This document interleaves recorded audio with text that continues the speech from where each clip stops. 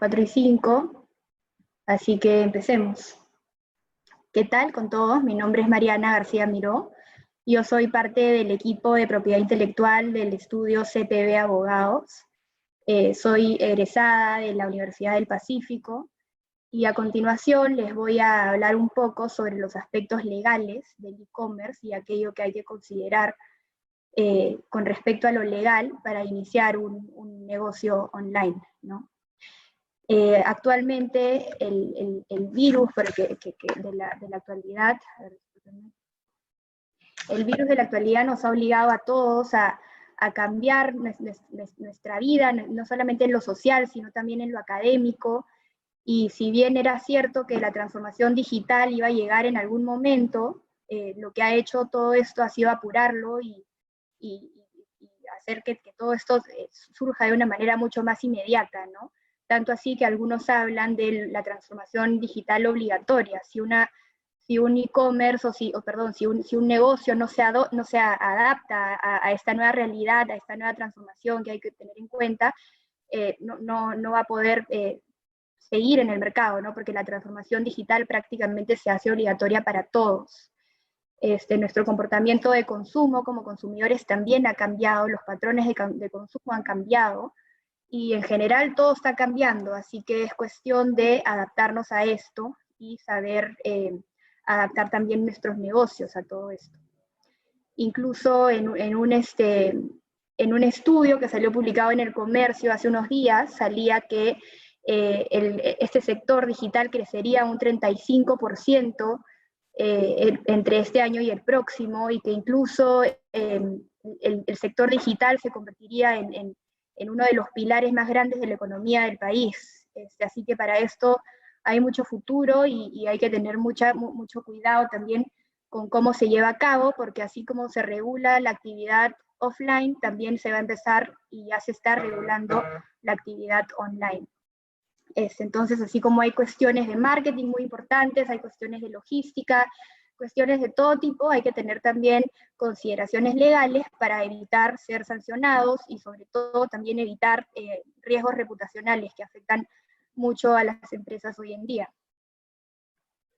Entonces, para un poco que resumir lo que vamos a decir en esta presentación, ¿qué temas vamos a considerar? Por un lado, vamos a hablar de la firma electrónica. Por otro lado, vamos a hablar de los términos y condiciones. Vamos a ver puntos también de protección al consumidor, publicidad, libro de reclamaciones, protección de datos personales, y finalmente aspectos legales en cuanto a lo que es el delivery y la entrega de productos. Así que bueno, comencemos con la firma electrónica. Como dije en un inicio, si tuvieran preguntas, las respondemos al final y vamos a hacer el tiempo necesario para poder responder todas estas preguntas, pero primero voy a conversarles un poco sobre el tema. En primer lugar está la firma electrónica. Desde que se inició esta situación del distanciamiento social obligatorio, muchos se han preguntado si es posible contratar online, es decir, si es posible manifestar mi voluntad online, si es posible que el cliente o el usuario me manifieste su voluntad online, y pues la respuesta a todo esto es que efectivamente sí se puede y la firma electrónica sí es válida. A continuación, en unos momentos vamos a ver incluso que hay varios tipos de firmas electrónicas. Pero primero, precisar pues que como justamente esta coyuntura de distanciamiento social nos obliga a cada uno a trabajar desde nuestras casas, es importante considerar que la firma electrónica es un método válido para manifestar el consentimiento, para contratar, entre otras cosas, ¿no? Entonces hay que tener esto muy claro. Para explicar entonces lo que es la firma electrónica, como pueden ver en el cuadro que estoy mostrando, una firma electrónica puede tomar forma como un checkbox, como es en el caso de arriba a la derecha, que es cuando una persona acepta mediante un check en un cuadradito, y acepta de esta manera las condiciones, por así decirlo, que una página web le ponga, ¿no? Por otro lado, también está la opción de crear un usuario o una contraseña para poder acceder a la página web, y esto también es considerado un tipo de firma electrónica. O está también la autenticación a través de redes sociales, como pueden ver en la diapositiva a la izquierda. Hay muchas páginas que utilizan esto, que es cuando tú vas a recién iniciar la sesión, te dan la opción de iniciar sesión a través de una red social, a través de tu cuenta de Google, a través de tu cuenta de Facebook. Así que, bueno, en cualquiera de estas modalidades es muy válida para el e-commerce, ¿no? También está lo que es la firma digital, que es parte de la firma electrónica, es decir, la firma electrónica es el conjunto y la firma digital es una especie de firma electrónica que es aún más segura que todas las demás firmas que aparecen ahí y tiene incluso su propia regulación, ¿no? Como se verá más adelante. Entonces, para resumir un poco, sí es posible contratar online. El artículo 141 de nuestro Código Civil señala de manera expresa, y acá permítanme leerlo, lo siguiente. En los casos en que la ley establezca que la manifestación de voluntad deba hacerse a través de alguna formalidad expresa o requiera de firma, esta podrá ser generada o comunicada a través de medios electrónicos, ópticos o cualquier otro análogo. Entonces, sí es válido, la misma ley lo determina, y el usuario puede mostrar su consentimiento a través de una web.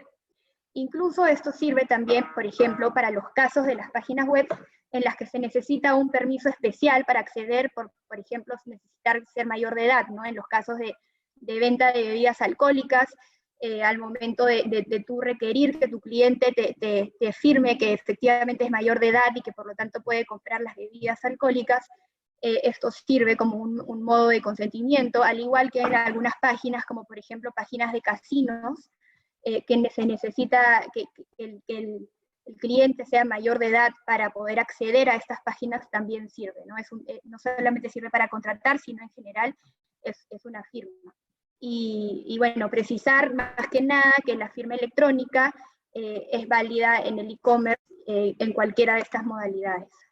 Existen entonces, como ya se mencionó, distintas normas que autorizan la firma electrónica, tal como el artículo 141, pero también existe una legislación específica para la firma digital, que es un tipo de firma electrónica. Esta ley es la ley 27269, la ley específica para esto, y lo que hace es regular esta firma. Como mencioné hace un rato, la firma digital no es necesaria para un e-commerce, sino que se utiliza más que nada para los casos más complejos que necesiten un nivel de manifestación de voluntad un poco más serio, ¿no? Como se verá ahora acá en esta diapositiva.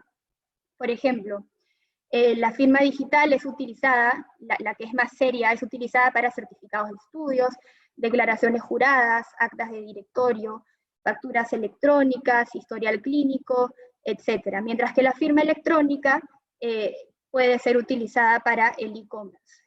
La firma digital, entonces, para que les quede claro, es un tipo de firma electrónica aún más seguro, que tiene su propia regulación y que se caracteriza por tener una regulación específica. Para complementar lo anterior, vamos a precisar, como ya se mencionó hace un rato, las normas y bueno, a continuación también vamos a hablar de los términos y condiciones que caracterizan también un aspecto legal de una página web. Muchos sabrán o habrán escuchado lo que son los términos y condiciones, y no son más que las condiciones de uso o de comercialización que se estipulan en una página web para yo poder responder frente al cliente y que el cliente pueda asumir también ciertos compromisos frente a mí. En palabras sencillas, se trata de las reglas de juego que yo mismo pongo a mis clientes siguiendo ciertas normas para que el cliente sepa a qué se atiene al momento de contratar mis servicios o realizar una compra. Algunas cosas que se nos vienen a la mente cuando hablamos de términos y condiciones son, por ejemplo, la delimitación del tiempo de entrega de un producto, cuánto tiempo yo me estoy comprometiendo en entregarte el producto, o si es que me comprometo a devolverte en caso de alguna imperfección del producto, si el producto que yo te he vendido te llega roto, si el producto que yo te he vendido es equivocado y te llegó otro producto, yo puedo establecer ahí en los términos y condiciones políticas de devoluciones, políticas de reembolsos.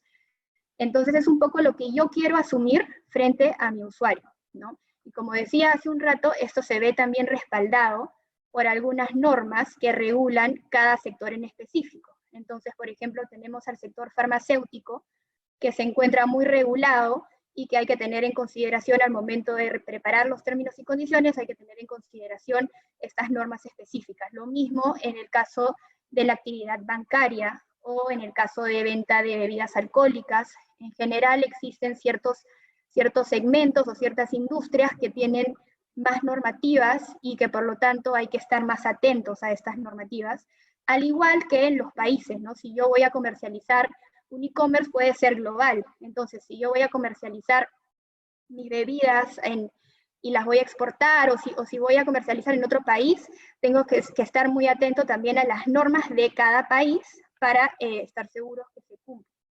Por eso es importante también señalar que los términos y condiciones bajo ningún motivo pueden ser un copy-paste, ¿no? Como algunos lo llaman, porque cada página tiene específicamente sus términos y sus condiciones según lo que el dueño de la página web o el dueño del negocio esté dispuesto a asumir y según las normas específicas que regulan cada tipo de industria. Entonces yo no me voy a copiar los términos y condiciones de la página X porque quizás esa página X decidió incluir en sus políticas reembolso por causa de imperfectos, y yo no quiero asumir eso. Entonces hay que tener mucho cuidado con eso, al igual que con las normas que regulen cada sector en específico.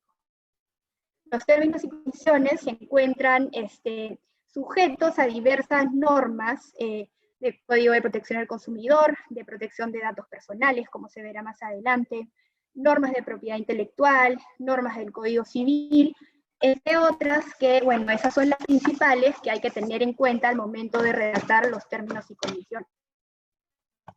Entonces, para resumir un poquito, hay que saber cuáles son las reglas que uno está dispuesto a asumir y saber plasmarlas de una manera clara y expresa para evitar malentendidos con el usuario o con el consumidor final, y de esta manera evitar llegar a instancias superiores, ¿no? Mientras más claros estén mis términos y condiciones, mejor va a ser.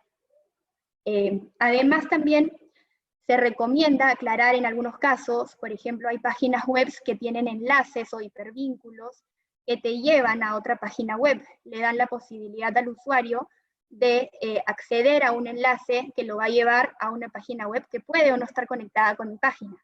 Entonces, en algunos casos es recomendable también incluir esto y decir que la página web únicamente se responsabiliza por el contenido propio del portal y no por un contenido que pueda estar dentro de un enlace o dentro de un hipervínculo que no pertenezca a mi página web, ¿no? Yo respondo solo por lo de mi página. Lo mismo, como ya se dijo hace un rato, hay normas de propiedad intelectual que hay que respetar. Lo mejor de todo es que el contenido puro de mi página web, tanto los logotipos, las imágenes, los gráficos, las bases de datos, hasta el software, todo lo que yo pueda proteger por la propiedad intelectual se recomienda que se encuentre protegido para yo poder evitar que terceros hagan uso de esta información o de estas imágenes, ya que me pertenecen, ¿no? Entonces, que todo esto se encuentre registrado de la manera correcta para evitar usos indebidos de terceros. Y además, por último, también mencionar que en los casos que yo necesite, por ejemplo, de proveedores, al ser, imagínate que un e-commerce que va a vender celulares de distintas marcas, y estos celulares van a pertenecerle a estas marcas de celulares, le van a pertenecer a un tercero, es necesario asegurarse y plasmar en los términos y condiciones que efectivamente mis proveedores tienen estos derechos por sobre las marcas que yo comercializo, para evitar también de que a mí me sancionen por comercializar un producto por el cual mi proveedor no tiene el permiso, ¿no? Entonces hay ciertos derechos de propiedad intelectual que hay que considerar, hay que plasmar, al igual que otro tipo de cosas, como por ejemplo el plazo de entrega que ya se mencionó, y bueno, eso con respecto a lo que son los términos y condiciones. Más adelante, si tuvieran alguna pregunta sobre esto, se las vamos a responder con todo gusto. Como mencioné, por último, también hace un rato hay normas de protección al consumidor que se aplican a una página web. En primer lugar está la publicidad online. La publicidad online es aquella que yo voy a mostrar dentro de mi página web o de la cual en otras páginas web yo voy a hacer publicidad de mi página. Es decir, yo en mi página web puedo promocionar ciertos productos y ciertos servicios, lo cual se considera una publicidad online, pero también voy a ser responsable por la publicidad que yo realice en otras páginas web o en otros portales, ¿no? Entonces, todo esto se llama publicidad online y está regulada por distintas normas, como por ejemplo, normas de protección al consumidor, normas de libre competencia, incluso guías y lineamientos del INDECOPI. ¿Qué es lo que tienen en común todas estas normas? Pues lo que tienen en común es el principio de veracidad, que es el principio de no engañar al consumidor con respecto a lo que se dice en una publicidad. Entonces, nosotros tenemos que asegurarnos que lo que digan las publicidades de nuestra página o de lo que nosotros vamos a publicitar sea totalmente verídico y comprobable. Y acá cabe precisar un rato lo que son las afirmaciones objetivas y diferenciarlas de las afirmaciones subjetivas, ¿no? Por un lado están las afirmaciones objetivas, que son aquellas que se encuentran sujetas a este principio de veracidad que acabo de mencionar, que es, por ejemplo, el caso que ven en la imagen, que dice hasta un 75% de descuento, ¿no? Entonces, esto de acá, como podrán ver, es totalmente objetivo, totalmente comprobable, y si la persona que realiza esa publicidad termina por no cumplir con esto que me muestra, pues tengo todo el derecho de reclamarle y esa empresa se verá sancionada. Lo mismo ocurre cuando, por ejemplo, yo promociono una academia web o una universidad virtual en la que yo diga la mejor universidad del país o la universidad con mejores resultados del país, etcétera. Este tipo de afirmaciones son comprobables y por ende se encuentran sujetos al principio de veracidad. Entonces yo como anunciante tengo que contar con las pruebas respectivas que acrediten lo que yo estoy diciendo.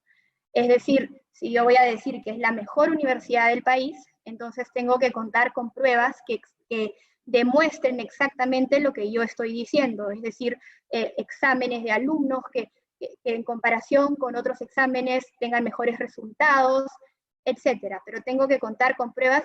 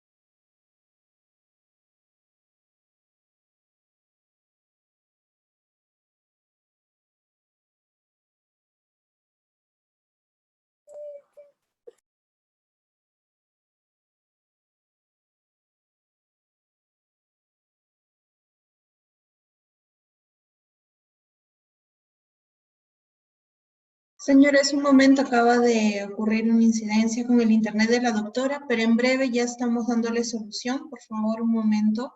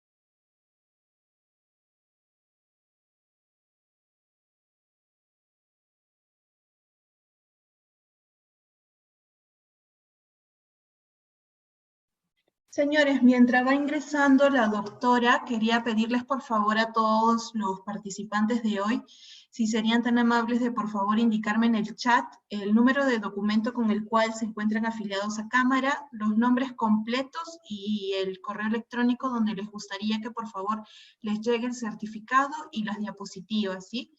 Por favor.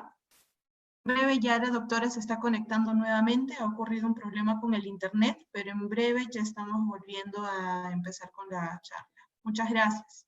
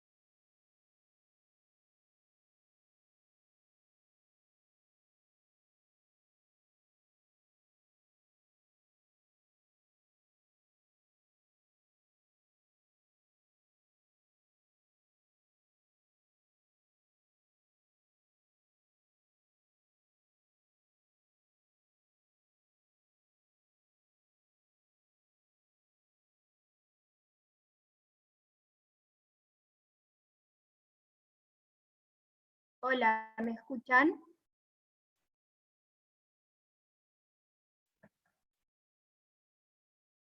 Sí, doctora, bienvenida. Sí, doctora, se le escucha. Disculpen, no sé qué ha pasado que se colgó la computadora. ¿En qué diapositiva me quedé? No se preocupe, todo bien.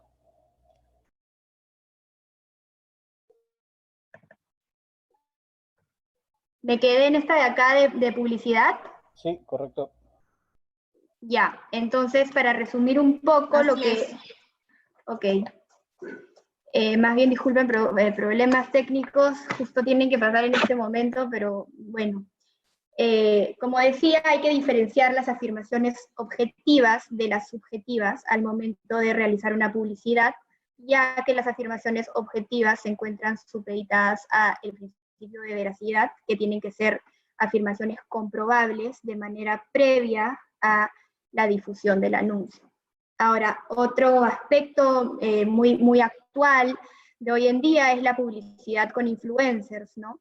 Este tipo de publicidad también se encuentra muy regulada, incluso existe una guía específica del Indecopi que regula la actividad publicitaria con influencers, y pues hay que tener algunas consideraciones, ¿no? Por ejemplo, me imagino que todos conocen el hashtag publicidad que se debe poner siempre al lado de aquellos anuncios que un influencer hace, y esto se debe al hecho de que nosotros como consumidores tenemos el derecho a saber que lo que dice el influencer es efectivamente algo por lo cual ha sido pagado y no se trata de una opinión personal de esa persona que es altamente capaz de persuadir a los demás, ¿no? Entonces, de lo contrario, estaríamos en un supo de publicidad encubierta que se encuentra totalmente penada por las normas. Por eso es que es importante siempre poner este hashtag, y ojo con que no solamente se verán sancionados los influencers que no utilicen el hashtag, sino incluso nosotros como empresas podríamos también tener ciertas responsabilidades en determinados casos. Por eso hay que tener mucho cuidado con esto y en general con todos los aspectos que hoy en día ya hay y que poco a poco también van a seguir saliendo. Otro punto también con respecto a los influencers son los contratos que nosotros como empresa tenemos frente a ellos, ¿no? Por ejemplo, si nosotros vamos a contratar con un influencer y queremos o tenemos la idea de que el influencer diga un cierto mensaje en un cierto momento y que diga exactamente algo. Disculpe, creo que alguien tiene el audio prendido. Bueno, entonces en ese caso,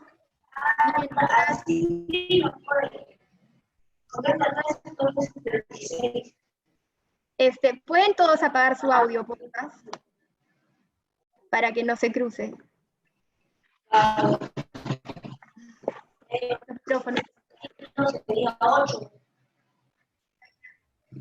Angelín.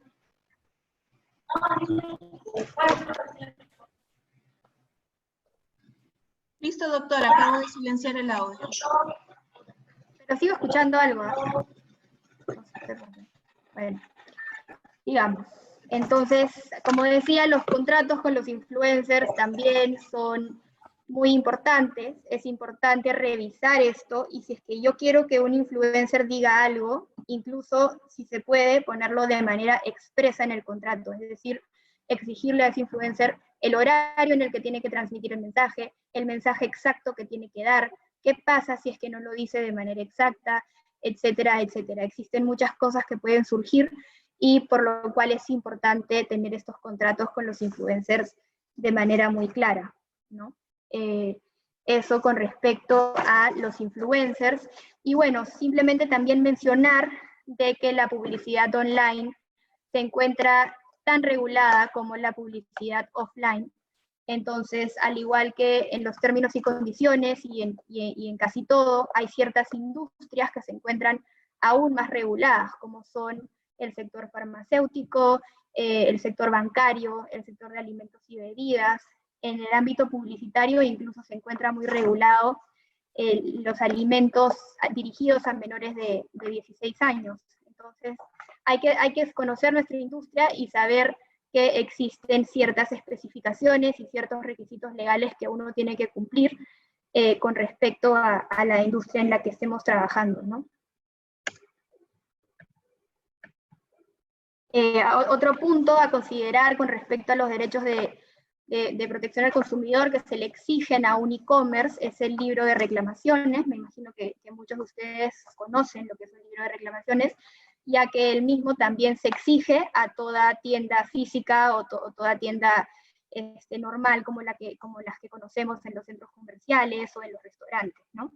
Hay unas normas específicas para este tema que vienen a ser, por ejemplo, el artículo 150 del Código de Protección y Defensa del Consumidor, el cual establece que los establecimientos comerciales deben contar con un libro de reclamaciones en forma física o virtual.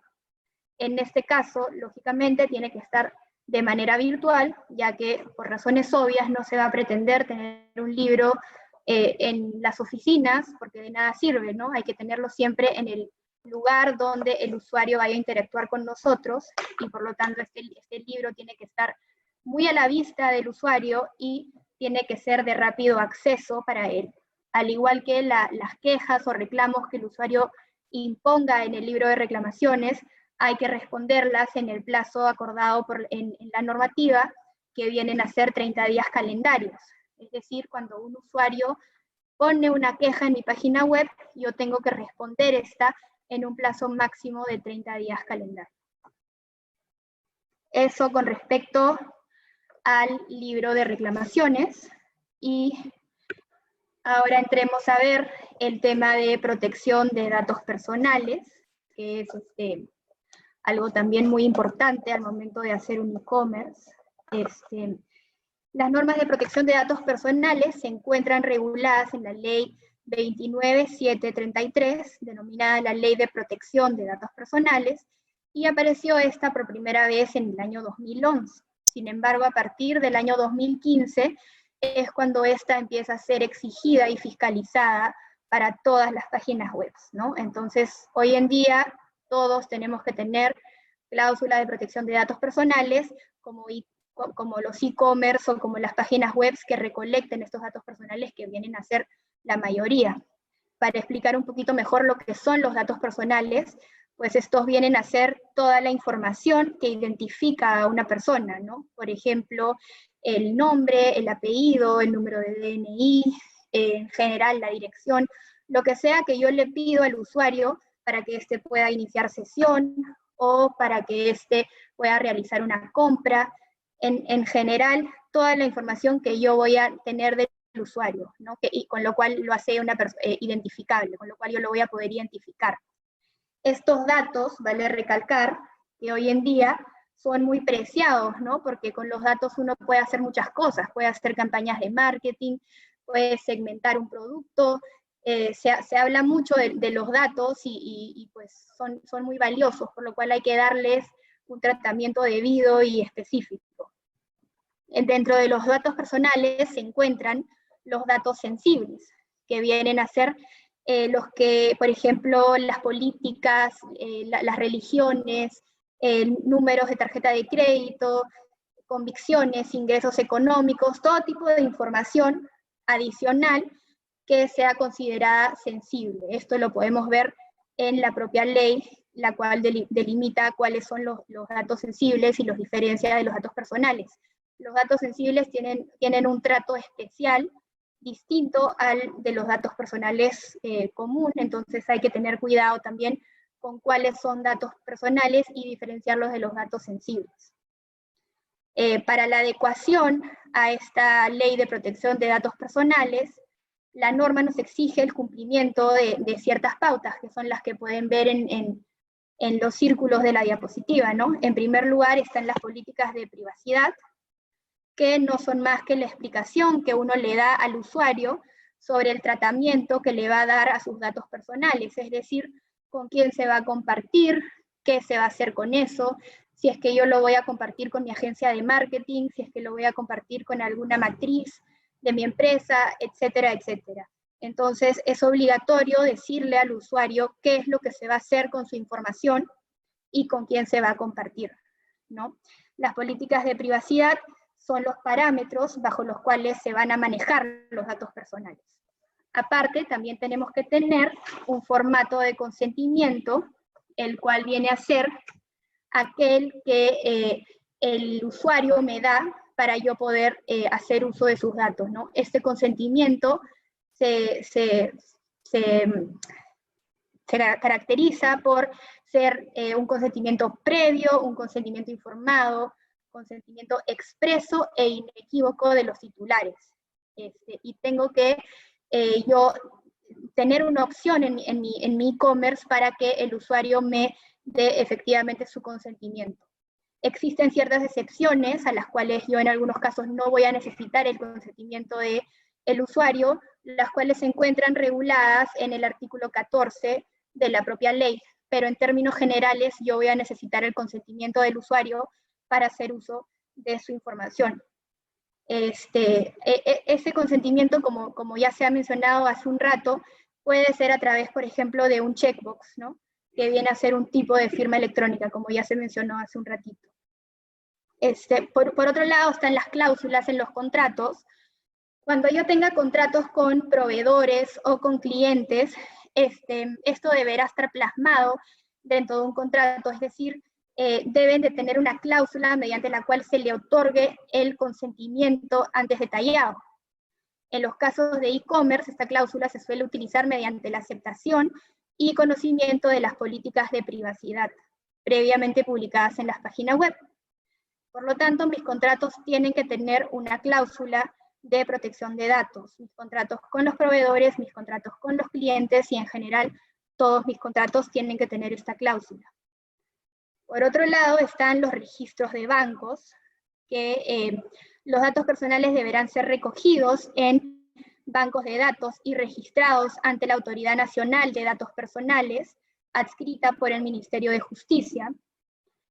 Para el registro se declara el cumplimiento de lo establecido en las normas de la materia, es decir, uno debe declarar a la autoridad qué registros tiene, no es necesario que se diga cuáles son los datos que uno tiene, es decir, yo no le tengo que decir a la autoridad qué datos tengo y qué hago exactamente con esos datos, sino que se tiene que decir los datos de quién tienes, ¿no? Es decir, voy a recolectar datos de proveedores de delivery, voy a recolectar datos de trabajadores, en general, personal de recursos humanos, etc. Hay distintos datos que uno puede recoger y lo que hay que hacer es señalarle a la autoridad cuáles son los datos que nosotros vamos a recoger en forma no expresa, o sea, es decir, no sé si me dejo entender, no decirle a la autoridad el nombre de la persona, ni la edad, ni la dirección, sino simplemente decirle cuál es el grupo que yo estoy recolectando, del cual yo estoy recolectando los datos.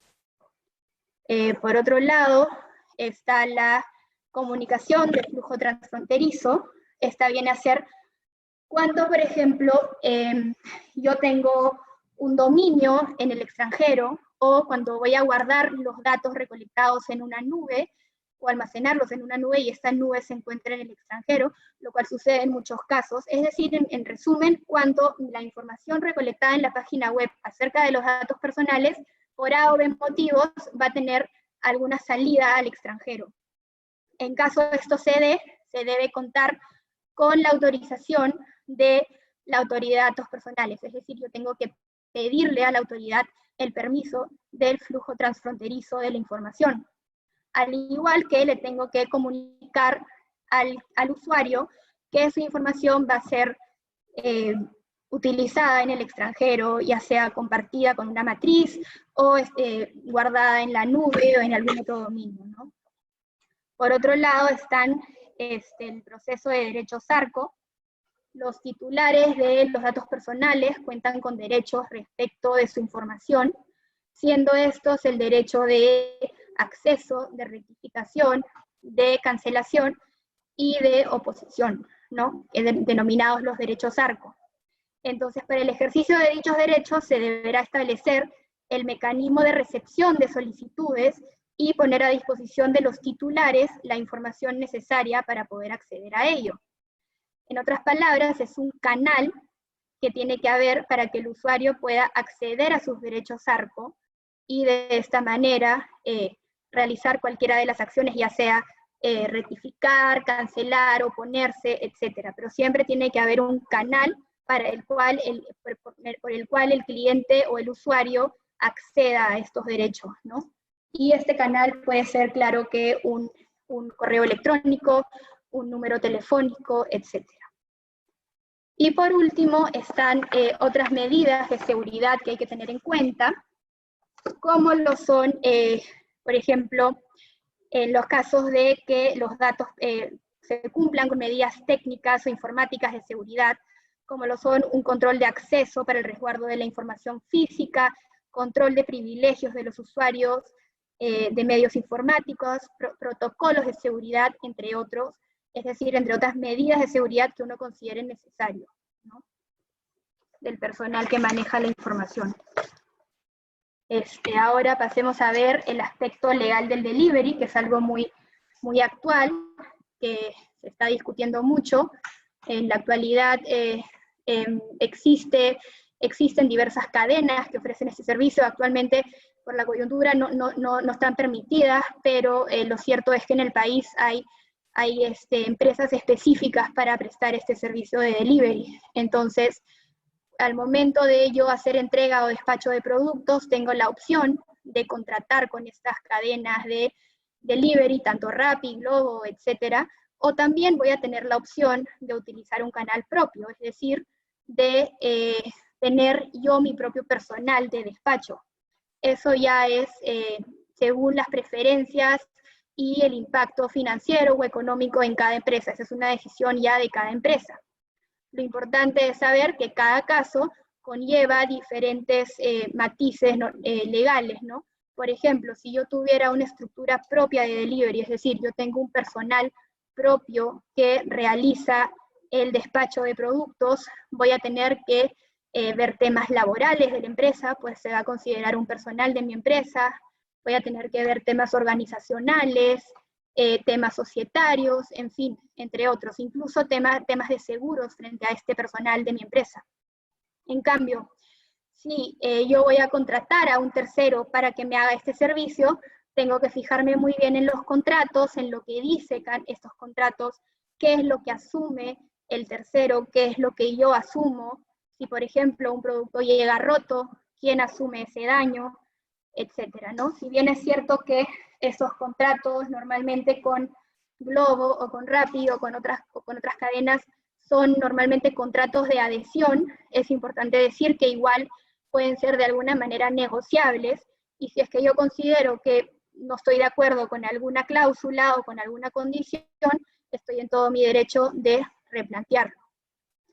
Entonces, como decía en un inicio, es muy probable que el gobierno empiece a sacar también nuevas normas que regulan esta actividad del delivery, Incluso se ha hablado las semanas pasadas de exigirle a la persona que hace el delivery de tener una prueba previa al despacho de los productos para verificar que no se encuentre contagiado. Es un supuesto que, claro, todavía no está firmado, pero es un tipo de ejemplo de lo que podría ocurrir en el futuro y a lo cual hay que estar atentos, porque poco a poco van a salir nuevas normas, nuevas regulaciones que regulen esta actividad. También mencionarles de que lo más probable es que por esta coyuntura las cadenas de delivery tarden un poquito más en poder volver a operar en el mercado. Entonces lo que va a suceder por lo pronto en el corto plazo es que las empresas tomen la opción de tener un personal propio de despacho, que es una de las opciones que yo dije al comienzo, para lo cual hay que tener ciertas consideraciones legales como lo son un contrato laboral, un contrato de trabajo, entre otras consideraciones que hay que tomar en cuenta, ¿no? Porque va a ser considerado un personal de nuestra empresa.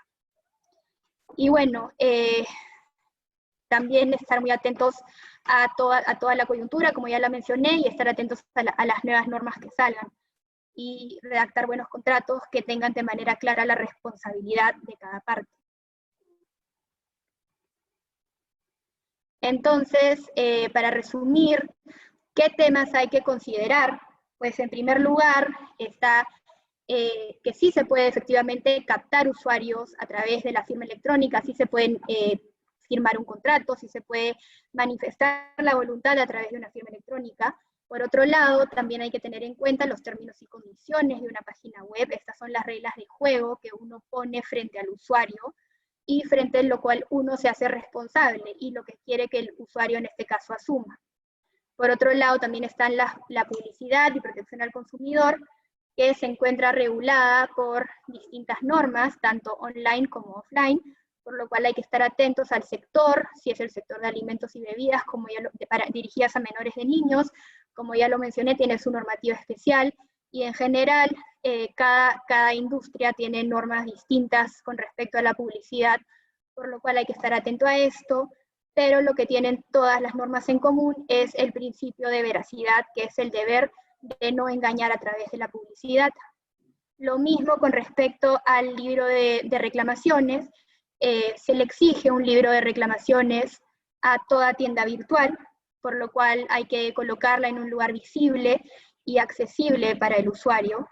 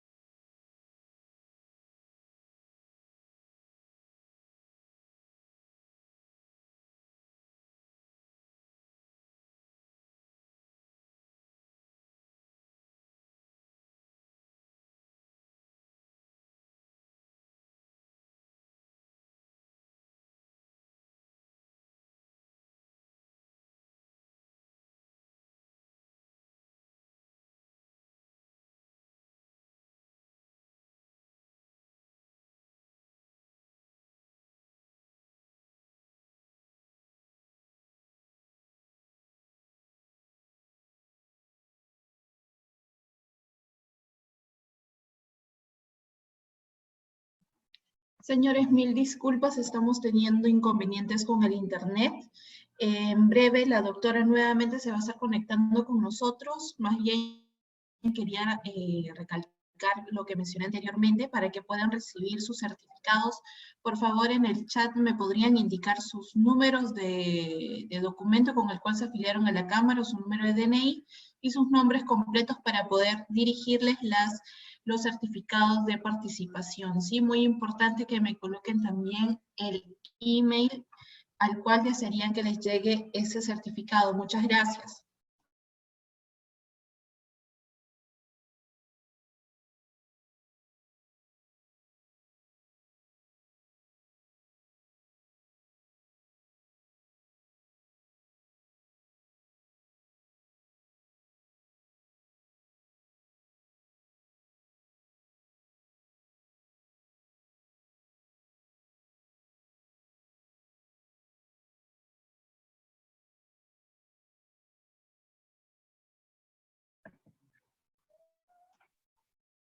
Hola. Sí se escucha, doctora. Gracias. ¿Me pueden decir en qué parte me quedé, por favor?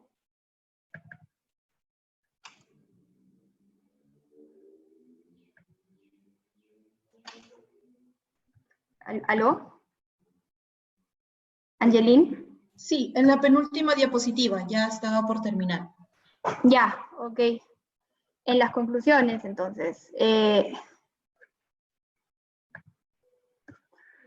Bueno, entonces para concluir, los temas que hay que considerar son esos, ¿no? Que efectivamente sí se puede captar usuarios, sí se puede negociar, sí se puede manifestar la voluntad a través de una página web, a través del comercio electrónico.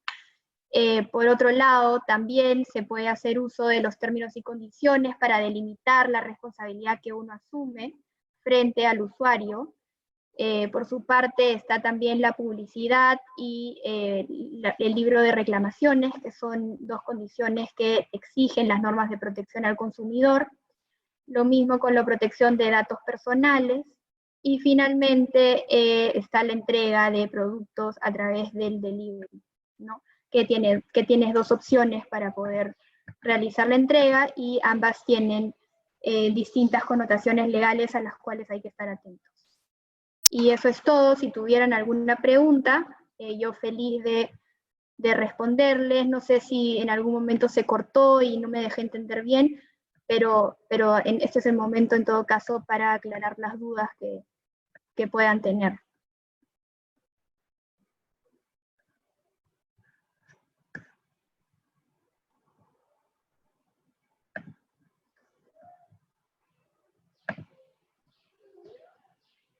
A ver.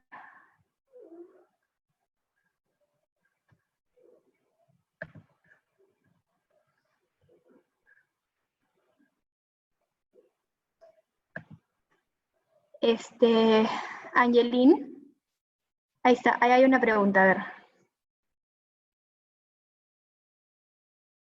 ¿Podrías enviarnos un modelo de contrato para delivery? Sí, como les dije, esto depende mucho del sector, además de las preferencias de cada uno, pero sí, existen contratos modelo y cada uno los podrá adaptar a las condiciones que quiera asumir y todo, ¿no? De todas maneras, contratos para el delivery encuentras modelos, encuentras en internet, si te metes a Rappi o a Globo, vas a encontrar modelos de contratos, y es cuestión ya de negociar las partes que uno quiera asumir y las que no esté dispuesto a asumir.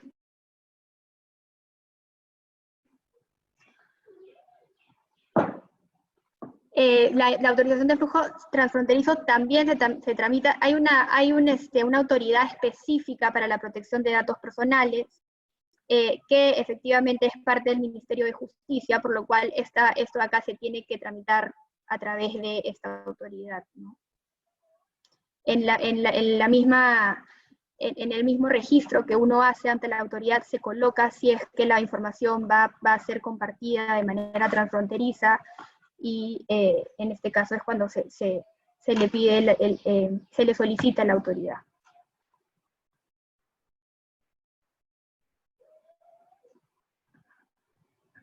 No veo ninguna otra pregunta, no sé si tuvieran más preguntas.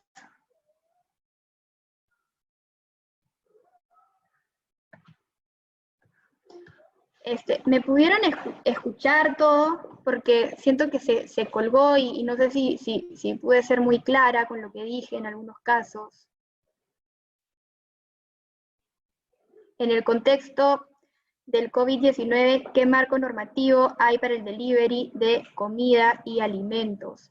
Pues las normas del Código Civil que regulan cualquier tipo de contrato, ¿no? O también en el caso de protección al consumidor, es un tema ya muy específico, tendríamos que ver caso por caso, pero en términos generales, si me preguntas qué marco normativo hay, pues están las normas comunes del Código Civil que regulan a los contratos, y también están las normas de protección al consumidor, libre competencia. Ya hay muchas normativas que tienen lugar ahí.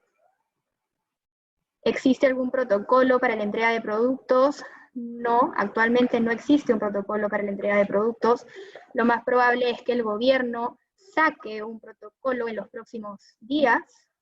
Como dije, por ejemplo, se ha hablado de que se le va a exigir al despachador contar con una prueba anterior que demuestre que no está contagiado. O se han hablado de millones de alternativas, ¿no? Pero todavía no sale algo fijo. Lo que sí estoy segura es que en un muy corto plazo van a salir nuevas normas que pongan protocolos sobre el delivery.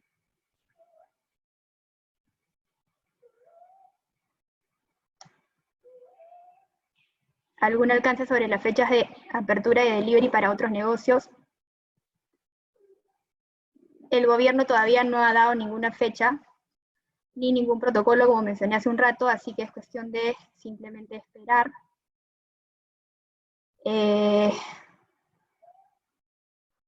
Normativas sobre plataformas de pagos. Sí, de hecho hay normativas específicas para las plataformas de pagos. Te las puedo enviar sin ningún problema. Nosotros, déjame tu correo y complemento un poco lo que te estoy diciendo, ¿no? Existen, de hecho, normativas específicas, pero más que nada son las mismas que se aplican a un sector bancario que opera hoy en día, ¿no? No es que haya salido algo muy específico todavía. Perfecto, entonces voy a copiar tu correo, Hugo, y te voy a precisar un poquito mejor sobre ese tema.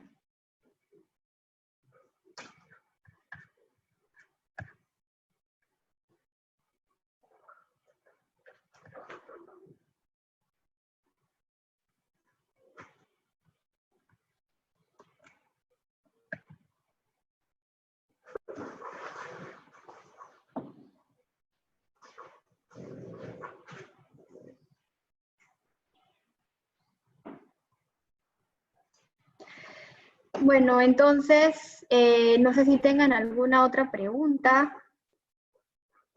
Si no hay preguntas, no sé, podríamos esperar un ratito más, pero como dije hace un rato, todavía tenemos un par de minutos, así que sé que se me cortó y bueno, si tuvieran alguna otra pregunta, encantada de responderles.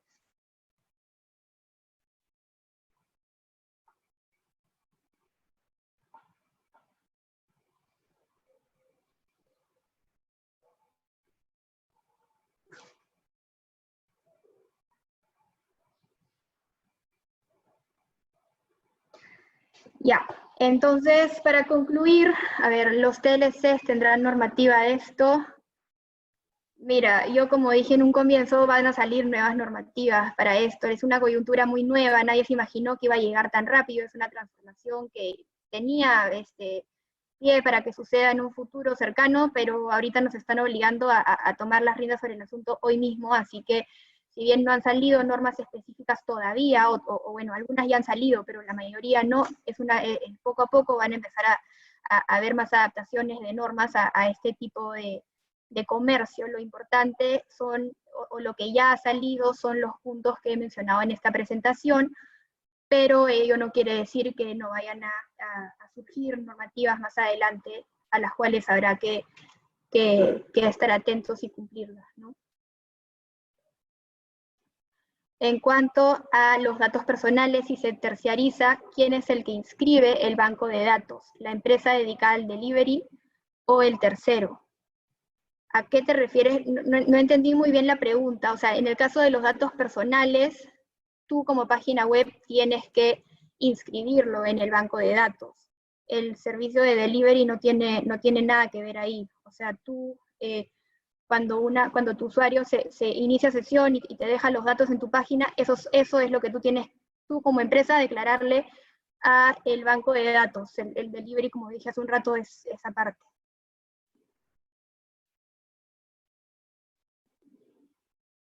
Al crear una marca o empresa digital se deberá considerar los mismos aspectos legales a una empresa física, es decir, realizar el registro de marca, RUC y otros temas, ¿sí? exactamente, mencioné hace un rato, por ejemplo, que se recomendaba el registro de marca, el registro de todo aquello que derechos de autor, de todo aquello que pueda estar dentro de propiedad intelectual, hay que protegerlo para evitar usos indebidos de terceros o usos sin autorización por parte de terceros. Así que sí, hay que considerar los mismos aspectos legales, hay que registrar la marca, también va a tener un RUC, va a tener todo aquello que tiene una empresa normal. Los temas que tienes que tener en cuenta con respecto a lo legal son lo que he mencionado en esta presentación, ¿no? Redactar unos buenos términos y condiciones, saber bien qué es lo que quieres asumir frente al usuario, saber qué es lo que te corresponde legalmente también asumir, si es que es un sector que se encuentra con alguna normativa específica, incluir esa normativa.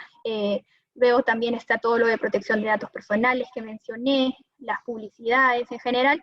En cuanto a lo legal, todo lo que tienes que tener en cuenta son los puntos que he mencionado en esta presentación. Y bueno, ¿qué pasa con los trabajadores de un e-commerce ante la imposibilidad de prestar servicios por el COVID-19? Lo más probable es que dentro del corto plazo ya se empiece a poder implementar, de poder llevar a cabo un e-commerce. Los servicios de delivery, como decía hace un rato, van a poder trabajar en algún momento muy cercano. Entonces, si bien hoy en día no se pueden prestar servicios por el COVID-19, hay que estar muy preparados porque ya ahorita se va a poder. Y en el caso de los restaurantes, por ejemplo, esto va a ser mucho más inmediato que cuando decidan abrir o cuando les permitan abrir un restaurante físico o un local. Entonces, esto va a venir mucho más rápido que todo lo tradicional que conocemos. Y bueno, en conclusión, tener en cuenta esta presentación, van a salir nuevas normas a las cuales hay que estar muy atentos, pero en principio son estas consideraciones legales que hay que considerar, ¿no? En todo caso, les dejo mi correo electrónico para que me puedan hacer llegar cualquier duda adicional que tengan. Se lo voy a escribir de acá. Y encantada de apoyarlos. Así que ahí tienen mi dirección de correo. Y bueno, estamos en contacto. Muchas gracias por su atención. Y ya estamos conversando. Gracias.